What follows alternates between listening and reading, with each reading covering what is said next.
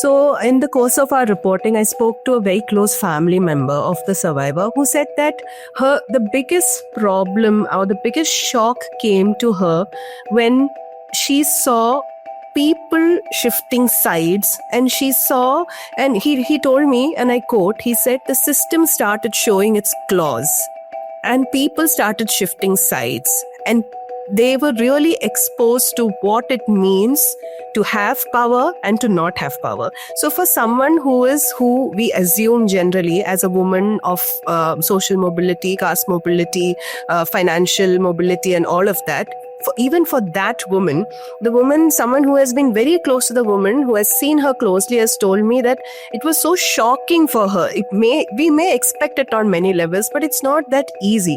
So he was telling me about how, friends backed off, how family stood with her, but friends would just change colors. She would go talk to political leaders. You will see how, a lot of them stood with her, but a lot of these contradictions, he would see how things were different in court. And we should also talk about the social narrative. Like on the outside, I feel, post the actor assault case, there are a lot of things that have put gender at the forefront of a lot of conversations in Kerala. For example, even the formation of the Women in Cinema Collective and the subsequent release of the Hema Committee Report, the acknowledgement of sexual harassment in film industry. So a lot of conversations have put gender at the center of films and popular culture post the Dileep case, and that has become a conversation in common parlance also. We see a lot of youngsters in film spaces, in a lot of spaces, talking about how something is not politically correct. And so outside, things were shifting. We felt like there was some progress happening in terms of conversations.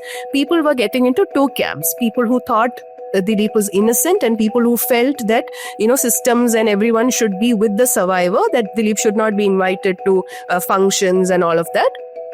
This bifurcation is happening on one part, but on the other part, for the survivor in court, the system is failing her.